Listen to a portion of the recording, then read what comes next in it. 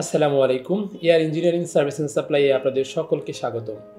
আজকে আমরা জানব এলপিজি সিলিন্ডারে সঠিক পরিমাণ এলপিজি গ্যাস রয়েছে কিনা, এটা কিভাবে আমরা মেজারমেন্ট করব, এই বিষয়টা সম্পর্কে আমরা মোটামুটি আজকে আলোচনা করব।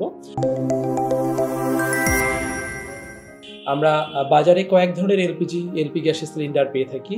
12 কেজি, 35 কেজি, 45 কেজি বা আরও কয়েক ধরনের। সিলিন্ডারটার মধ্যে সঠিক পরিমাণ গ্যাস রয়েছে কিনা এইটা আমরা কিভাবে জানবো? ধরি আমরা 12 কেজি একটা এলপিজি সিলিন্ডারের গ্যাস কিনেছি বাজার থেকে, এইটার পরিমাণটা কতটুকু আছে এইটা জানার জন্য আমরা প্রথমে এই টোটাল সিলিন্ডারটা যে কোনো একটা ওয়েট স্কেলে, যেটা আমরা যেখানে ক্রয় করব এই দোকানেও পেতে পারি, একটা ওয়েট স্কেলে ওয়েট দিব। মোট যে ওয়েটটা আছে সেই ওয়েটটা থেকে এই সিলিন্ডারের গায়ে যে ওজনটা লেখা আছে এইটা মূলত হচ্ছে টিআর ওয়েট। সাধারণত 12 কেজি যে সিলিন্ডারগুলো আছে এগুলোর গায়ে 12.5 বা 13.5 বা 14 এইরকম পর্যন্ত একটা ওজন থাকে আর কি, যেটা টিআর ওয়েট বা ফাঁকা সিলিন্ডারের ওজন আর কি।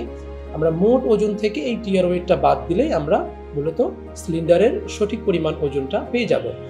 ধরি একটা সিলিন্ডারের মোট ওজন আমরা পেলাম 26 কেজি এবং সিলিন্ডারটার গায়ে যদি 14 কেজি লেখা থাকে, তাহলে আমরা জানবো যে আমরা এটাতে 12 কেজি ওজন পেয়েছি। কিন্তু যদি এর কম হয়ে থাকে তাহলে অবশ্যই এটাতে আমাদের সিলিন্ডারের মধ্যে গ্যাস কম রয়েছে, আমরা এটা ধরে নেব। তো বন্ধুরা, সকলকে ধন্যবাদ, ভালো থাকবেন সকলে।